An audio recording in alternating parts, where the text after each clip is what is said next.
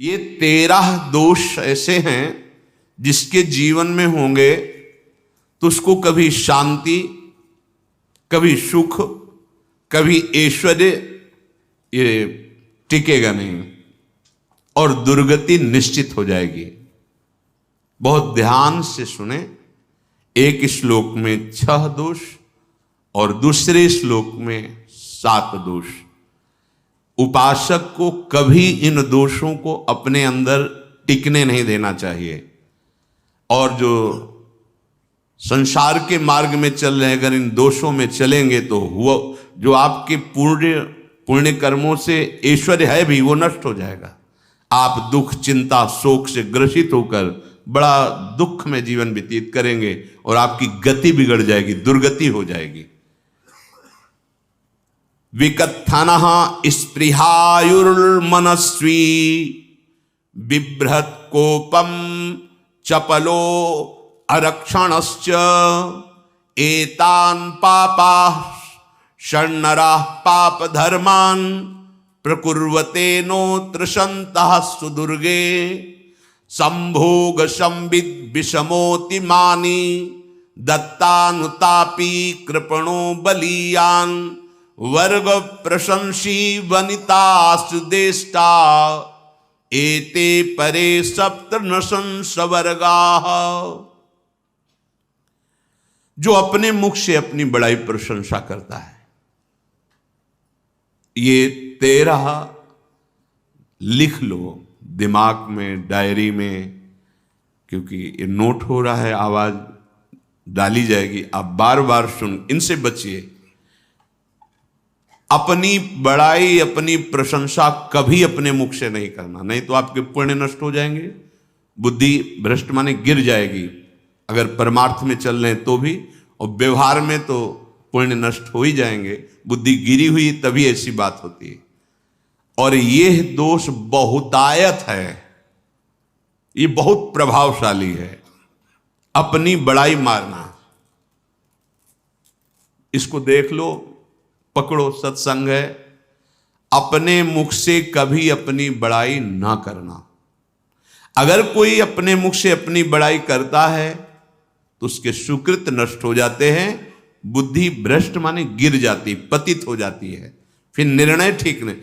अगर हमारा सारथी, हमारा ड्राइवर मूढ़ हो तो कहीं भी हमको गिरा देगा, तो वो बुद्धि भ्रष्ट मतलब गिर जाती है, निर्णय करने लायक नहीं रहती। अपनी प्रशंसा अपने मुख से करना। दूसरा, लोलुपता, ये वृत्ति नहीं होनी चाहिए। धर्म से चलेंगे, धर्म के द्वारा जो हमें प्राप्त होगा उसी से हम अपना भरण पोषण करेंगे। आपके बच्चे स्वस्थ होंगे, बुद्धिमान होंगे, परिवार में बहुत सुख और शांति होगी। भले दीपक की तरह जलो, बहुत काल तक रहेगी। लक्ष्मी जी भी आपके घर में बहुत काल, हम ये नहीं कहते कि बहुत नहीं, जितनी है बहुत सुख शांति से चलोगे। अगर लोलुपता करोगे, हिंसा, छल कपट, व्यभिचार, चोरी, ऐसे धन आ जाए, वो आएगा, लेकिन वो हाइलोजन की तरह आएगा, एकदम प्रकाश और फ्यूज, बिल्कुल अंधकार करके जाएगा। देख लेना, तुम्हारे जो सुख के हेतु हैं, तुम्हारा शरीर, तुम्हारे बच्चे, तुम्हारी पत्नी, तुम्हारा परिवार, उसको देख के तुम रात दिन जलोगे बिना आग के। ऐसे उनके आचरण होंगे, ऐसे उनके अंग होंगे, ऐसे उनके दिमाग होंगे, ऐसा उनका व्यवहार होगा। ये लोलुपता अगर उपासक में या किसी में है तो उसको नष्ट कर देती है। सावधान। तीसरा, यदि आपका अपमान होता है तो आपको उसे सहन करना होगा, उससे आपके पाप नष्ट हो जाएंगे। जो तनिक सा भी अपमान होने पर बहुत क्रोध करके दूसरे का अपकार करने लगता है, ये आपका पतन करा देगा, ये आपको फंसा देगा, हृदय जलेगा, अर्थव्यवस्था नष्ट होगी, पूरा परिवार दुखी होगा। जरा सा अपमान की संभावना में आप किसी से भी भिड़ गए, किसी से भी, वो ये प्रवृत्ति आपका पतन कर देगी। उपासक में तो अपमान सहना अमृत है, नीचापमानम सुधा, पर व्यवहार में भी ज्यादा उत्तेजित मत होइएगा। ये तो कुछ मिनट की बात है, अगर आपने उसे मारा पीटा, रिपोर्ट हुई कानून की, ओ फंसते चले जाओगे, अर्थ जाएगा, समय जाएगा, चिंतन जाएगा, बहुत तरह से हानि हो जाएगी। अगर आप सह गए तो आपका सहना उसके लिए आग बन जाएगा। उमा क्षमा साप होते भारी, तुम्हें दंड देने की जरूरत नहीं, उसका एक कर्म ही उसे दंड दे देगा।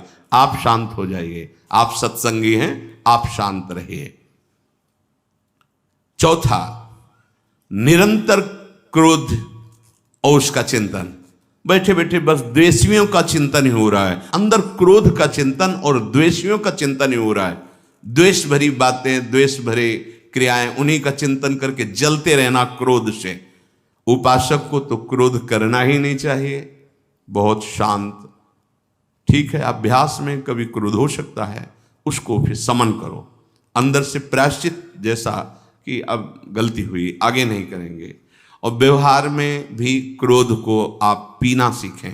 अगर बार बार आपका क्रोध प्रकट होता ही रहेगा, आपका स्वभाव बिगड़ जाएगा, आपके पुण्य नष्ट हो जाएंगे और आपका जीवन नष्ट हो जाएगा। देने वाला उतना दे देगा आपको, आनंदित रहो। पैसा खर्चा, सब पूरे जीवन का विध्वंस मचा दिया क्रोध ने। कहीं भी आप देखो, किसी से क्रोध करके देखो, फिर देखो तुम्हारा भजन चल रहा है, तुम्हारी वो आनंद वृत्ति है नहीं, जलोगे और वो जलन और गुस्सा दिलाएगी और वो बैठे बैठे जलो नहीं। ये क्रोध जो है, ये चाहे व्यवहार में हो चाहे परमार्थ में, दोनों की हानि करने वाला है। और आश्रित जनों की रक्षा ना करना। अगर कोई भाग कर आपके पास आ गया है, कोई पशु पक्षी या कोई मनुष्य, आपको चाहिए कि अब चाहे हमारे पहले प्राण जाएं, उसकी रक्षा करेंगे। सीवी जैसे तो कोई बिरले ही होते हैं, पर इतना जरूर ध्यान रहे, जैसे कोई पशु पक्षी किसी भय से आपके सीमा के अंतर्गत आ गया है, अब उसकी रक्षा करनी है आपको। अगर आप स्वयं मार देते हैं या मरवा देते हैं, या आपके सुकृत नष्ट कर देगा, या आपकी दुर्गति का कारण बन जाएगा। और जो पाप कर्म उत्साहित होकर करते हैं, उपासक को तो बहुत सावधान रहना चाहिए, पर व्यवहार में भी जो नहीं करना चाहिए, अगर वो पाप कर्म आपके द्वारा मन में प्रेरित हो रहे हैं, संकल्प बन रहा है, क्रियाएं हो रही, दुर्गति पक्की, पुण्य नष्ट हो जाएंगे, दुख अशांति बढ़ती चली जाएगी, कभी शांति नहीं प्राप्त कर पाएंगे। ऐसा नहीं कि जो मन में आवे सो करे। पापाचरण निडर और उत्साहित होकर करना, अगर ऐसे लक्षण है, निश्चित दुर्गति होती है। ये 6, अपनी बहुत बड़ाई करने वाला अपने मुख से, लोलुपता, तनिक से अपमान में सहन ना करने वाला, निरंतर क्रोधी और आश्रित जनों की रक्षा न करने वाला, और निडर हर्षित होकर पाप कर्म करने वाला। दूसरे श्लोक में 7 है, 6 ये 7। 1, संभोग का ही चिंतन करना, संभोग में ही मन लगाना, संभोग दूसरी स्त्रियों के साथ करने की भावना रखना। संभोग पहला है, संभोग। रात दिन बैठे बैठे बस यही चिंतन करना, गंदी बातों का, गंदी बातें देखना, गंदी बातें सुनना, गंदी बातों का चिंतन करना। फिर अन्य माताओं बहनों के प्रति काम दृष्टि से देखना, कोई आ जा रही है तो दृष्टि से, काम भाव से देखना, भोग बुद्धि से देखना, निश्चित पुण्यनाश दुर्गति। बड़े बड़े उदाहरण इतिहास में हैं जिन्होंने ऐसा दृश्य नेत्रों से देखने की चेष्टा की, मन में संकल्प किया भोगने का, नष्ट हो गए, चाहे वो कितने बड़े प्रतापी हों। ये दुर्योधन कोई साधारण थोड़ी है, भगवान व्यास देव जी के द्वारा ही तो लो, भगवान व्यास देव जी ही इसकी उत्पत्ति का कारण है। आप देखो, इतने महान पुलस्त जी ही उत्पत्ति का कारण है रावण की। बस यही ऐसे दोष हैं जिनके कारण जीव नष्ट हो जाता है। ठीक है, धर्मयुक्त काम भगवान ने आदेश किया है, आपका पाणिक ग्रंथ संस्कार हो गया है, संतानोत्पत्ति की भावना से कुछ पवित्र तिथियों का त्याग करते हुए चर्चा में हुई है। एक नियम है, एक आदेश है शास्त्र का। आप बहुत काम प्रवृत्ति वाले हैं तो प्रत्येक मास में जब माताएं बहनें पवित्र हो जाती मासिक धर्म से, तो जिनका पाणी ग्रहण आपने किया, जो पत्नी स्वरूप है, वो ठीक है। वहां भी बार बार के लिए व्यभिचार प्रवृत्ति के लिए शास्त्र आदेश नहीं करता, संयम पूर्वक, और उसका चिंतन नहीं करना। पाणी ग्रहण संस्कार है, घर में विराजमान है, एक संयम एक नियम के अनुसार उसका चिंतन तो फिर भ्रष्ट कर देगा। चिंतन प्रभु का करना है, चिंतन प्रभु की सेवा जो आपके कर्तव्य, इसके चिंतन से बचो। घातक है, बहुत बड़ा जहर है। अगर विषय चिंतन होने लगा तो मरोगे, जिंदा जलोगे, दुर्गति भी होगी।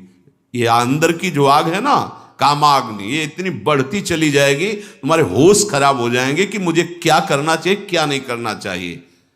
कोवा मदांधो मदनातुरोमा, अंधा हो जाएगा, नहीं दिखाई देगा अनुजा तनुजा क्या है कौन है, कुछ नहीं, भ्रष्ट बुद्धि। संभोग का चिंतन नहीं। धर्मयुक्त काम आदेश है शास्त्र में। यदि आप प्रवृत्ति मार्ग में हैं तो अपनी पत्नी को जो पाणी ग्रहण स्वीकार किया है, वहां भी पवित्र तिथियों का त्याग करते हुए, एकादशी है, रामनवमी है, नव दुर्गा है, जन्माष्टमी है, राधाष्टमी, जो पवित्र तिथियों का त्याग करते हुए, और ऐसे जो मर्यादाएं हैं उसके अनुसार, और कहीं पराई स्त्री के साथ संभोग की बात निश्चित दुर्गति पक्की है। ऐसे ही माताओं के लिए है, स्त्री शरीर के लिए है। यदि वो ऐसी गलत चेष्टा, तो पतिवंचक परपति रति करई, रो नरक कल्पसत परई। ये भोग चिंतन से बचने की चेष्टा कीजिए तो क्रिया से अपने आप बच जाएंगे। क्रिया के पहले चिंतन होता है, चिंतन से ही क्रिया का आवेश आता है। चिंतन संभालिए, इसी से भगवत प्राप्ति होती है, चिंतन से, और इसी से दुर्गति भी होती है। अनन्यश्चिन्तयन्तु माम, भगवान चिंतन करें, मेरा करो, कर्तव्य कर्म मेरे को समर्पित करो। अब जब चिंतन संभोग का होगा तो बुद्धि भ्रष्ट हो जाएगी। ये जो राक्षसी प्रवृत्तियां सुनने को मिलती है ना, कि ऐसा हुआ, वो देखा सुना और चिंतन किए, अब इतनी राक्षसी वृत्ति आ गई कि बस अब उनमें और राक्षसों में कोई अंतर नहीं रह गया। दूसरा, विषमता रखने वाला, सबके साथ बर्ताव ऐसा कि मैं बहुत श्रेष्ठ हूं और दूसरे सब नहीं, ऐसा व्यवहार नहीं। सब भगवत स्वरूप हैं, समान व्यवहार। जैसे आपके भोजन है तो जो आप पा रहे हो वही सबको दीजिए, बैठने की व्यवस्था, उठने की व्यवस्था, क्रम बाय क्रम, पर उसको भी नीच भाव से मत देखिए। उस कोटि का उसको प्यार दीजिए, दुलार दीजिए, सम्मान दीजिए। इतनी विषमता न फैलाते रहें अपने जीवन में कि आप सबके निंदा के पात्र बन जाए। विषमता नहीं, सबको प्यार। हाँ ठीक है, पुत्र का अलग प्यार है, भाई का अलग प्यार है, पिता का अलग प्यार है, पर हमारा व्यवहार प्रीति युक्त होना चाहिए, विषमता भरा नहीं होना चाहिए। अगर हमारे चित्त में विषमता ही रही तो संसार है, प्रभु नहीं है। जीत विषम संसार कीर्ति जग बिस्तरे। जो विषमता पर विजय प्राप्त कर लेता है वही भगवत प्राप्ति का अधिकारी। ये विषमता बहुत बड़ी हानि है। तीसरी बात, अत्यंत मानी होना। जहां आपके प्राण कमजोर होंगे, पुण्य नष्ट होगा, आयुश्री सब नष्ट होना है, ऐसे आचरण करवाएगा गुरुजनों के साथ, महापुरुषों के साथ। ये बहुत नीच प्रवृत्ति है। अत्यंत मान प्रियता, मुझे सम्मान मिले। उत्तम प्रवृत्ति है सबको मान देना, स्वयं अमानी रहना।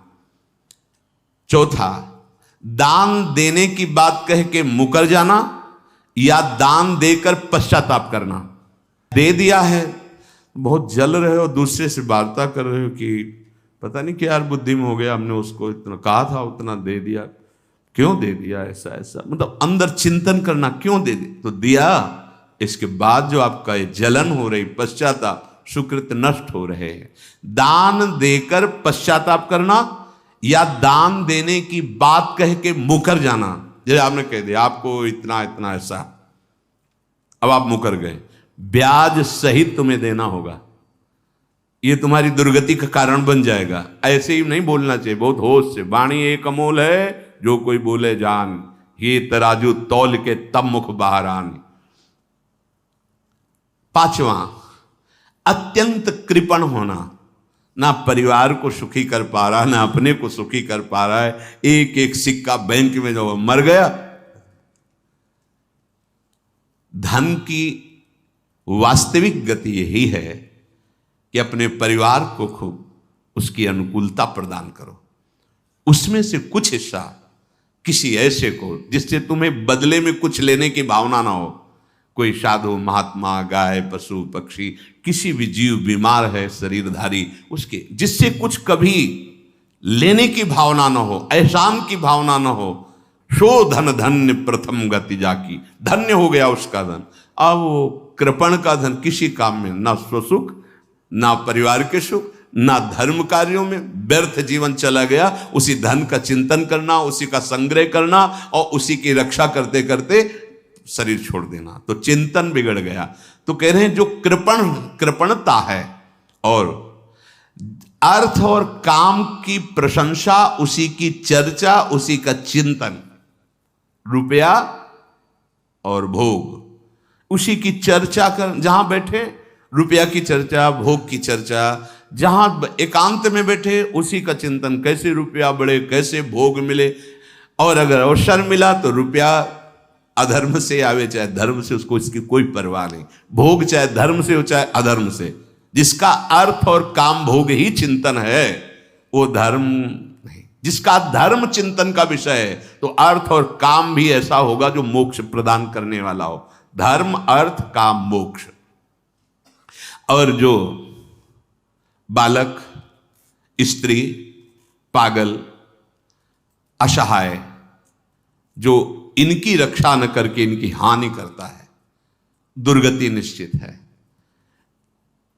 माना आपकी पत्नी है, उसका स्वभाव बिगड़ा हुआ है, क्रोधी है, कटु वचन बोल, लेकिन आपके ही प्रारब्ध के लिए, माना आपका पति ऐसा स्वभाव वाला है, पर आपके ही प्रारब्ध से तो संयोग बना है आकर, अब इसका निर्वाह कर ले जाओ तो पवित्र हो जाओगे दोनों।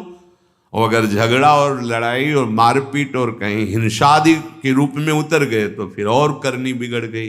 बालक है, आप उसको ज्ञान नहीं कि आप पवित्र है, कि आप पवित्र है, उसको ज्ञान नहीं कि आप उसके साथ व्यवहार अच्छा कर रहे हैं कि बुरा कर रहे हैं। रक्षा करनी है आपको, शोषण नहीं करना। कह रहे हैं स्त्री, बालक और पागल, जैसे विक्षिप्त है, पागल है, आपको रक्षा करनी है। बन जाए तो उसको भोजन, ऐसा नहीं कि ईंट मारो, उसको अपमानित करो, उसकी बुद्धि खराब है, प्रारब्धवशात खराब हो गई है।